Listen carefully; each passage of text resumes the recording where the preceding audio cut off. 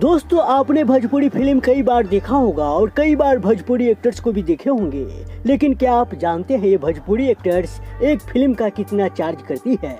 जी हाँ, ऐसे ही टॉप 10 भोजपुरी एक्टर्स के बारे में बताएंगे जिनके बारे में आप शायद ही जानते होंगे। जी हाँ, अमरपाली दुबे भोजपुरी सिनेमा की हॉट और सेक्सी अभिनेत्री है। वह बहुत कम समय में भोजपुरी सिनेमा प्रेमियों में सबसे पसंदीदा नाम है। खूबसूरत अमरपाली दुबे ने 2014 में भोजपुरी फिल्मों में अपना डेब्यू किया था, जिसका नाम निरहुआ हिंदुस्तानी था।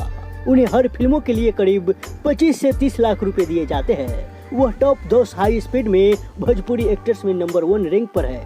रानी चटर्जी, जी हाँ, भोजपुरी फिल्म इंडस्ट्री की बोल्ड अभिनेत्री है। वह फिल्म भोजपुरी सिनेमा में एक्शन क्वीन रानी के रूप में प्रसिद्ध है।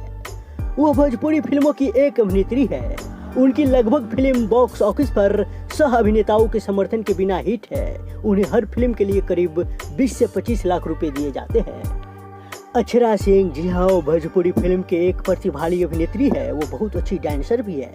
अक्षरा सिंह हर फिल्म के लिए लगभग 15 से 20 लाख चार्ज करती है।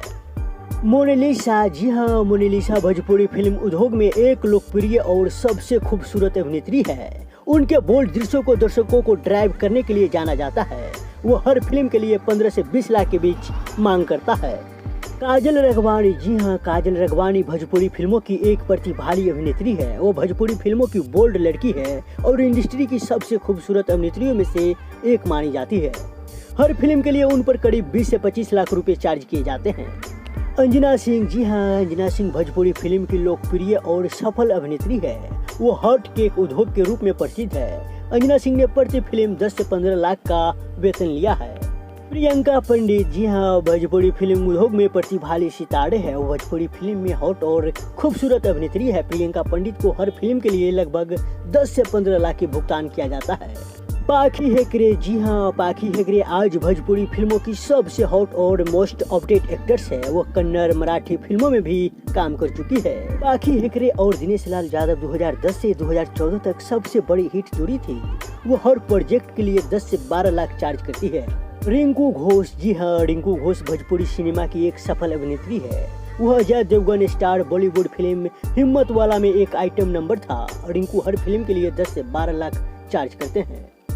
सीमा सिंह, जी हाँ, सीमा सिंह भोजपुरी सिनेमा में लोकप्रिय आइटम डांसर और अभिनेत्री है। उनका आइटम गीत सिनेमा घरों में भोजपुरी सिनेमा प्रेमियों के लिए चुंबक का काम करता है।